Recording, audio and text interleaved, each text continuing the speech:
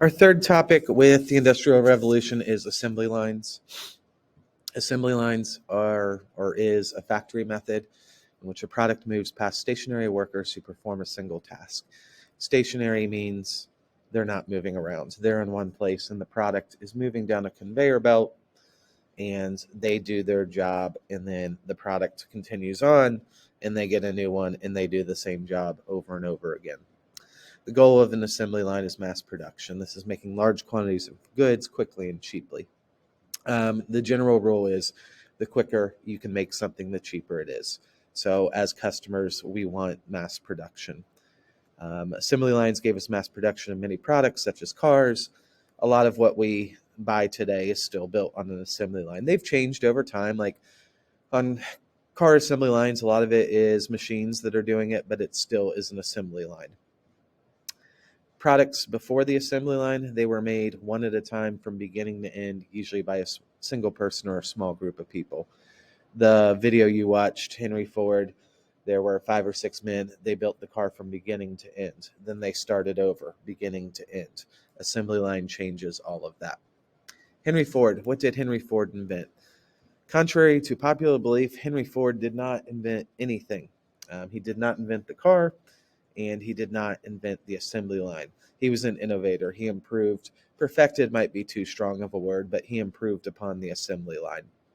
The first assembly lines actually, they go back 30, 40 years before Henry Ford, and they were found in the meat packing plants, the slaughterhouses in places like Cincinnati and Chicago. The next question I asked is how did Ford improve upon it?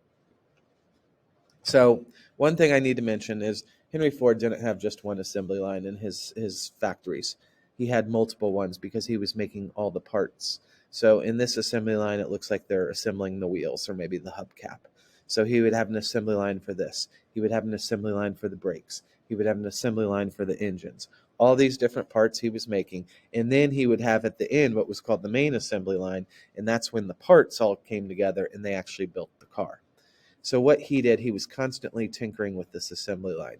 The key to a successful assembly line is making sure each worker, their job takes the same amount of time. And there's a lot of probably tweaking that goes into that.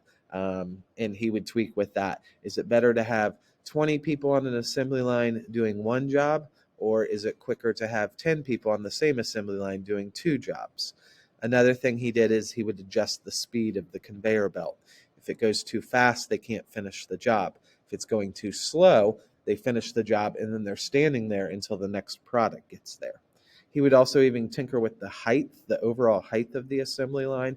If it's too high, people are reaching up. If it's too low, they're bending over. And by the end of the day, their back is shot. So he was constantly just tinkering with this over and over again to find the most efficient way. And he did this for years and years and years. Like most things in life, good and bad with assembly line. Good, quicker to produce products. Because of that, we get lower prices. A lot of times people think, well, don't you want your price high because when you sell it, you make more money? While that might be true, there's less customers. So the lower typically you can get it. Not all products are this way, but the lower the price, more people will buy it and you have the potential to make more profits. Around 1900 or so, maybe a little bit later, the original cost of the Model T Ford was $850. By 1925, he gets that down to $300.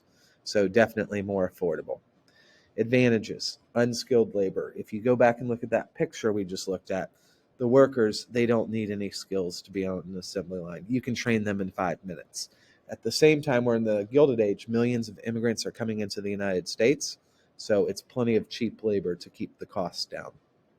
Finally, because of the assembly line, because they're producing so much, us as the customers, when we go to buy, there are plenty of products available. Disadvantages: mistakes can happen. Quality can go down on an assembly line. Um, we've all bought something in the past where it's broken or got damaged quicker than it should have. It's not like the assembly line is perfect with overall quality. For the workers themselves, this is a very boring and repetitive job. They're doing the same thing over and over and over again. And perhaps this is what causes lower quality and mistakes to happen. Finally, I don't think this is true today. But the original assembly lines, they produced things, but they had little variety. For instance, the Model T Ford, every Model T Ford that came off that line was essentially the same, even down to the color. Henry Ford had a famous saying, you can have it in any color as long as it's black, meaning he only made black Model T Fords. And the reason he did that, it wasn't because black was his favorite color, it's because black was the cheapest paint. If pink or green had been the cheapest paint, Model T Fords would have been